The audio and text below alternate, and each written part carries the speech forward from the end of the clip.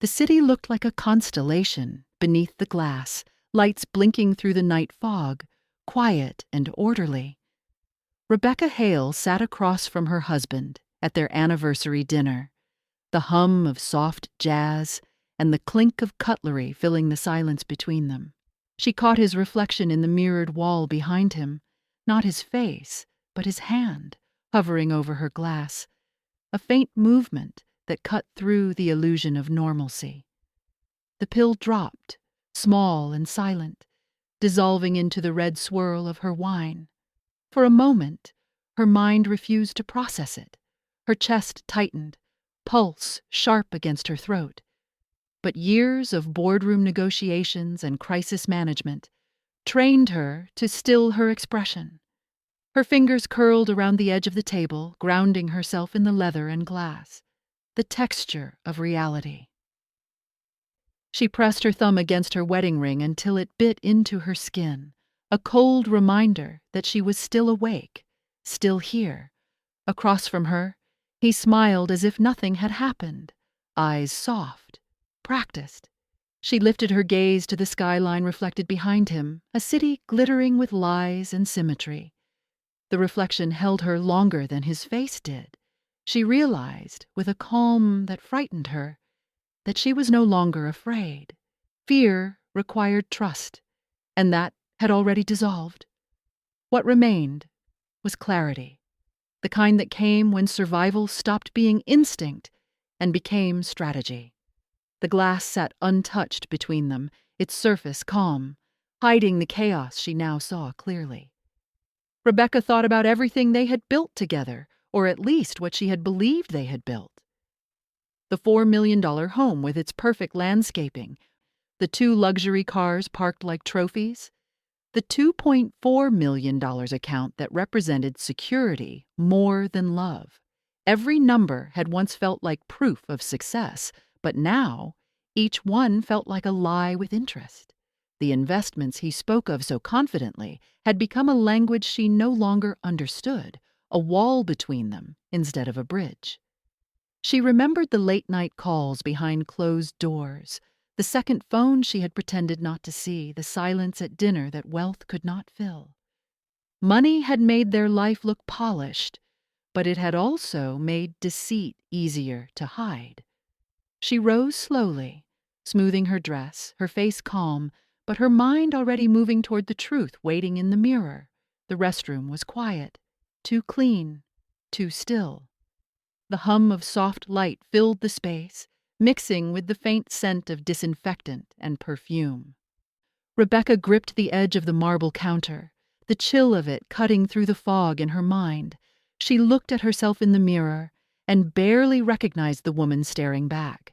Her eyes seemed older, sharper, stripped of the softness she once wore like armor.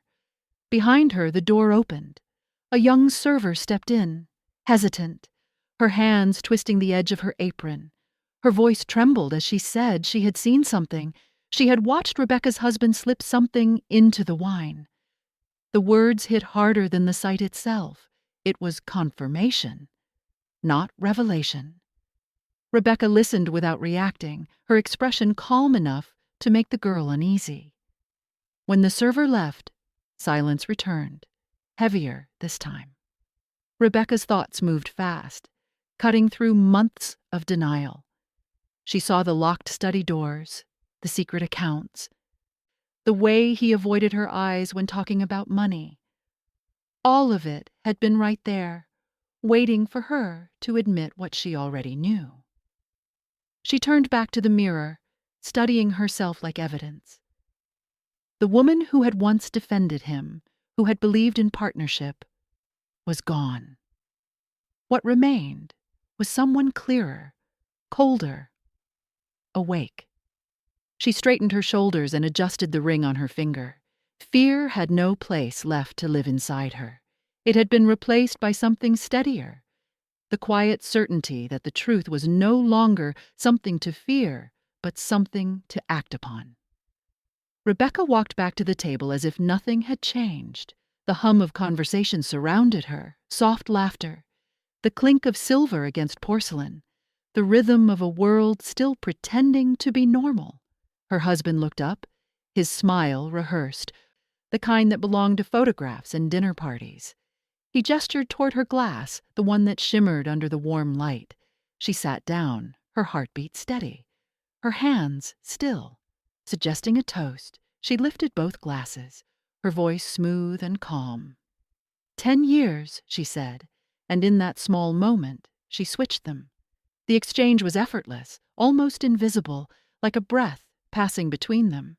He raised the glass meant for her, his reflection flickering in the crimson surface. Rebecca watched him drink. The sound of his swallow was louder than the entire room. She saw the way his throat moved, the way his hand trembled slightly when he set the glass down. For a brief second, his eyes softened, as if he wanted to believe this dinner was still about love. Then came the confusion. His fingers tapped the table once, twice. His gaze drifted. Rebecca's mind went quiet, her thoughts precise and clinical, the way she once analyzed data under pressure. She noticed every detail, the flush fading from his cheeks, the faint sweat at his temples, the uneasy motion of his jaw. There was no triumph in watching him weaken, only a still sadness that justice sometimes looked like survival. When his hand reached for the wine again, it slipped, knocking the glass over. The red spilled across the white tablecloth, spreading outward in slow motion. Rebecca stared at it, the color deep and pure, no longer a symbol of celebration, but of truth revealed. The hospital smelled of bleach and exhaustion. Rebecca sat in a hard plastic chair under flickering lights, her dress still stained with wine. The chaos of the restaurant felt distant now, replaced by the sterile hum of machines somewhere beyond the double doors. A doctor approached, calm but cautious, and explained that her husband had ingested a lethal dose of midazolam concentrate, 15 times what any human body could safely handle. He was sedated but alive, his system flooded with a drug designed to quiet the mind before surgery. The words landed with the precision of a diagnosis, cold and factual. When the police arrived, she told them everything, her tone steady, her answers concise. They found a $5 million life insurance policy in her name and offshore accounts worth more than $6 million. It was enough evidence to prove intent, yet Rebecca felt none of the satisfaction she expected. Instead, a strange detachment settled in. Her mind processed the numbers like equations, calculating the price he had placed on her life. Love had become a line item, and death a transaction, meant to clear debt. She thought of all the nights he reassured her, the business trips, the promises of stability, and realized every gesture had been collateral. Greed had turned affection into currency, trust into leverage. It wasn't just betrayal. It was economics without conscience. She stared at her hands, the faint mark of her wedding ring still visible, and wondered how long she had mistaken comfort for safety. Around her, the hospital moved at its own rhythm, nurses passing, machines beeping, life continuing as it always did. Rebecca took a slow breath. She knew then that she would not let anger dictate what came next. Revenge was chaos, and chaos was his world, not hers. Justice, she decided, would be her way of restoring order. The news broke 3 days after the hospital incident. Financial networks ran the headline in bold letters, calling it one of the most shocking medical investment scandals of the decade. Rebecca watched from her office as the stock ticker for Halen Medical Holdings plummeted 72% before noon. $8.4 million had vanished from audit reports, hidden behind a web of fake medical charities and offshore transfers labeled as research grants. Investors filed lawsuits within hours. Reporters camped outside the company's headquarters, chasing a story that had once been wrapped in respectability. Inside her home, the silence was absolute. She did not answer calls, nor did she release a statement. Instead, she opened her laptop and began sorting through years of financial records, cross-referencing emails, transfers, and invoices that no longer lined up. Each document was another piece of evidence, every number a confession written in code. She remembered his insistence on control, his lectures about transparency, and felt the bitter irony of it all. The empire he built had rotted from within, not because of bad luck, but because he believed ethics were optional. The deeper she searched, the clearer it became that his empire was never built on innovation, but manipulation. When the FBI requested her cooperation, she handed over everything without hesitation. There was no anger in her voice, only clarity. Justice, she thought, was not about punishment. It was the restoration of balance after deception. The markets would recover in time, but his name would not. Watching the footage of the company logo being removed from the building, Rebecca felt neither victory nor relief. She felt equilibrium. The world had corrected itself. The cost of his greed was finally accounted for. Justice was not revenge. It was the quiet act of putting things back where they belonged. The glass between them reflected two different versions of the same life. He sat in the gray uniform, his hands cuffed, his posture smaller than she remembered. His voice carried the same rehearsed confidence as he said he built everything for them, that it was all meant to protect their future. Rebecca listened without interrupting, her expression calm, her eyes steady.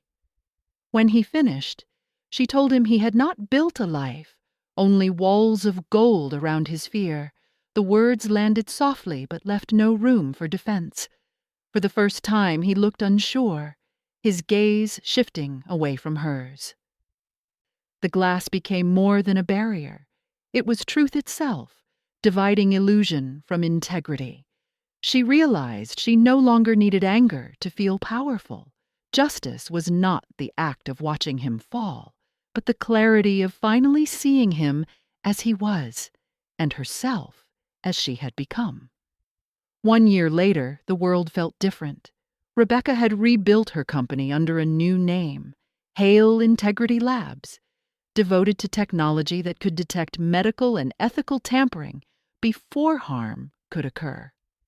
The company earned $48 million in its first year, but what mattered most was that every product carried a purpose. She hired Lena, the young waitress who once warned her, now finishing her degree and serving as part of the leadership team. Together, they turned survival into innovation and pain into progress. Rebecca no longer measured her worth by what she lost, but by what she created with honesty.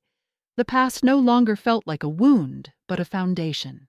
She understood that justice did not begin in the courtroom or in punishment.